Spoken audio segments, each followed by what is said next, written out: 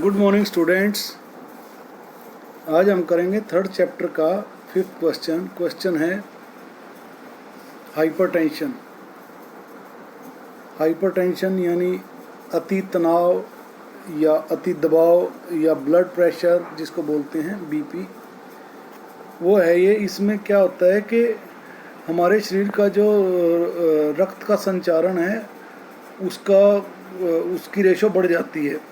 Normal आदमी में इसका जो पैमाइश है वो 120 से 80 होनी चाहिए, यानी इसमें जो नीचे वाला है वो 80 होना चाहिए और ऊपर का जो बीपी है वो 120 होना चाहिए।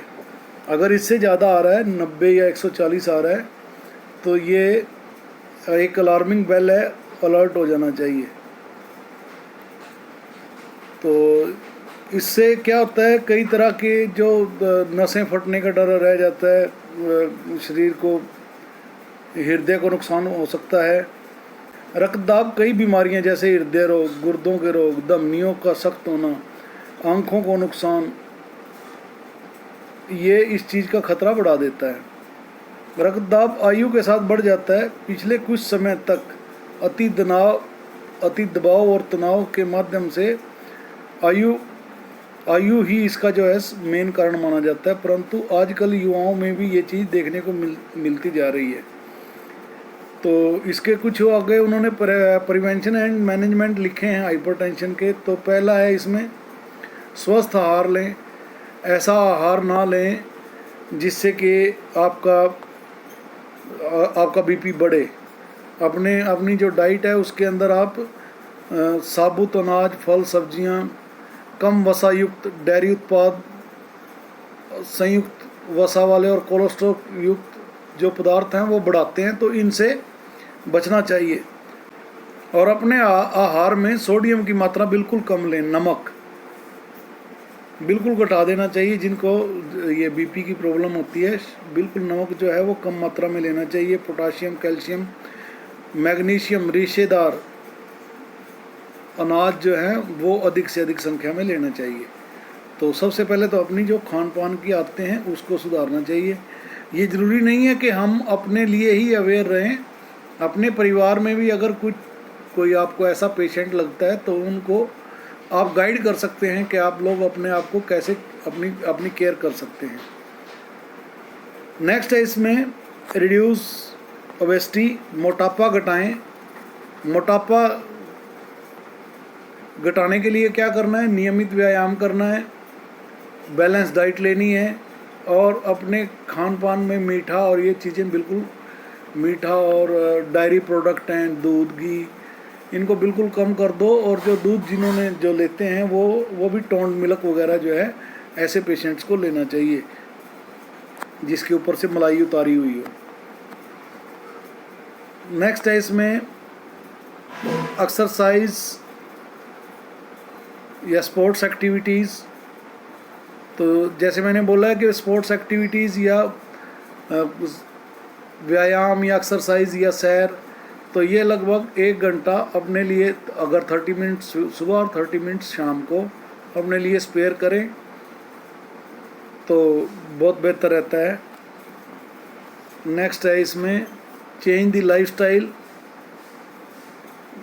आपको ये भी सोचना पड़ेगा कि ब्लड प्रेशर की वजह क्या है। कहीं आपका खान पान है या आप लोग लगातार बैठे रहते हैं, एक्सरसाइज की कमी है, या ओवर डाइट आप ले रहे हैं, या आप स्वाद बढ़ाने के लिए नमक की मात्रा ज़्यादा ले रहे हैं, तो उस लाइफस्टाइल को भी चेंज करना पड़ेगा। करते हैं नशीली दवाएं जो हैं ये भी शरीर को उत्तेजक करते हैं और रक्त को बढ़ा देते हैं, रक्त के संचरण को, और उससे भी ये बढ़ जाता है। तनाव से बचें। किसी तरीके का कोई भी स्ट्रेस दिमाग में ना रखें। कई बार क्या होता है कि किसी की आपको अगर कोई टेंशन है तो वो भी जो है रक्त के दबाव को बढ़ा देता है। स्वयं को कुछ मनोरंजनदायक क्रियाओं में मगन रखें, जैसे ध्यान, अन्य लोगों से मिलना आदि। उच्च दबाव से मुक्त रहने के ये सर्वोत्तम उपाय होते हैं।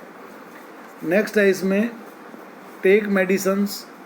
कुछ लोग ये सोचते हैं कि अगर मैंने अब एक बार दवाई ले ली तो ये दवाई लग जाएगी, ये मुझसे छूटेगी नहीं, तो ये इससे अवॉइड करना चाहिए। तो उससे क्या होता है कि एक तो उसके दिमाग में टेंशन बढ़ जाती है, और दूसरा दवाई ना लेने के कारण वो जो मर्ज़ है या जो ये रोग है ये बढ़ता चला जाता है। तो ऐसे में क्या होता है कि मरीज़ को दवाई नहीं छोड़नी चाहिए, दवाई लेते रहना चाहिए और एक्सरसाइज करके अपने आप को नॉर्मल होने की कोशिश करनी चाहिए। इसमें कुछ आसन दिए हुए हैं। सबसे पहले कौन सा आसन है, इसमें ताड़ आसन है। तो ये ताड़ आसन की शेप है, इसमें दी हुई है आगे। उसके बाद दिया हुआ है वज्रासन। तो ये जो इसमें शेप है, इसमें ये हाथ इसके नीचे हैं, ये हाथ ऊपर जाएंगे और दोनों हाथों के पंजों को सिर के ऊपर मिला के और एड़ियों को उठाना होता है। तो ये ताड़ आसन हो जाता है, ठीक है। उसके बाद आता है वज्रासन। तो वज्रासन पहले भी मैं बता चुका हूँ। ये पवन मुक्त आसन, और ये आ गया इसमें अर्धचक्रासन और भुजंगासन जैसा कि। तो भुजंगासन जो है एक बहुत ही उत्तम व्यायाम है। इसको करने के लिए आपको ना तो ज़्यादा स्पेस की ज़रूरत होती है और ना ही ज़्यादा एक्टिविटी करने की ज़रूरत होती है। सिर्फ आपको अपने आप को स्पेयर करना है और आराम से ये आसन परफॉर्म हो जाता है। तो इसमें इनके बेनिफिट्स भी लिखे हुए हैं और कंट्राडिक्शंस भी हैं। तो इसमें ये भी आ सकता है कि बीपी के कंट्रोल के लिए किसी एक आसन का सविस्तार वर्णन करें। मेरे ख्याल से अब ये क्वेश्चन डिटेल में डिस्कस हो गया है। उम्मीद है आपको समझ आ गई होगी। अगर कोई प्रॉब्लम है तो आप मुझे मेरे पर्सनल नंबर पे कांटेक्ट कर सकते हैं, व्हाट्सएप के थ्रू या मैसेज के थ्रू भी बात कर सकते हैं। यूट्यूब के माध्यम से आप अपना चैनल को सब्सक्राइब करें, लाइक करें, वीडियो शेयर करें, कमेंट बॉक्स में नाम और रोल नंबर छोड़ें। Okay, thank you, God bless you.